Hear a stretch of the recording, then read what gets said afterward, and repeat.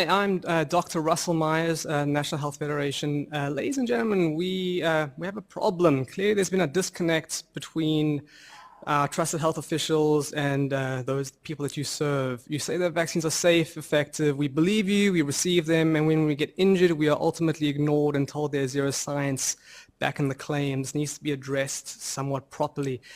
It is unclear to me what scientific evidence you have been reading to make the claims that vaccines are safe, considering that even the father of modern-day vaccines, who literally wrote the book on vaccines, can't defend this medical procedure's safety under oath during his deposition earlier this year. But further than that, seeing the extreme lack of proper evidence presented in this room today and yesterday is quite terrifying. All these safety studies using the word placebo when in reality it's an adjuvant containing placebo, or in some cases like the HPV ones over here, it was a straight shot of aluminium hydroxide. It's misleading to say the least.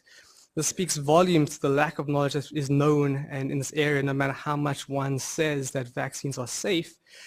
According to the Supreme Court, they are unavoidably unsafe by design defects. Your vaccine safety studies comparing those who get fewer vaccines to those who get more vaccines is obviously flawed and at worst criminal considering the dire consequences.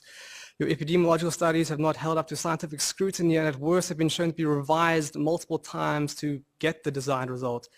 Not only losing faith with the people, but losing your reputation in the process, especially when we see like, the CDC testifying in Congress, blatantly unaware of any vaccine peer-reviewed studies showing how much damage they do cause. This looks more of a political issue than a scientific one.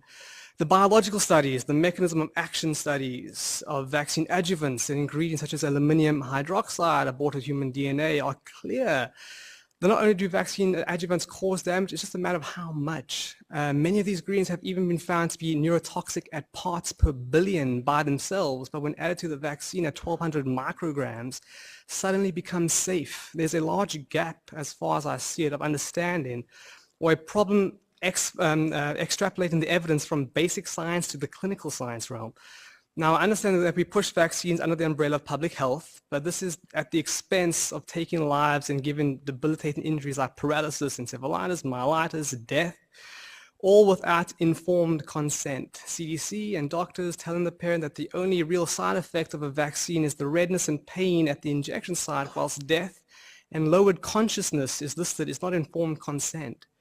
You have not done a good enough job to show that these things are safe. The majority of those opposed to vaccines or believed in vaccines until their child or themselves were injured at the moment of injection and would have wished at least to have been informed of the risk akin to surgery risks before they get the surgery, before they sacrifice to the medical community, then which the medical community disregards and ridicules after performing.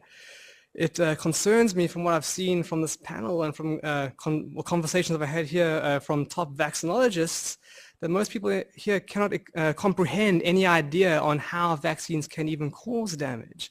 The science is clearly not settled, and from what I've seen today, not even looked at properly.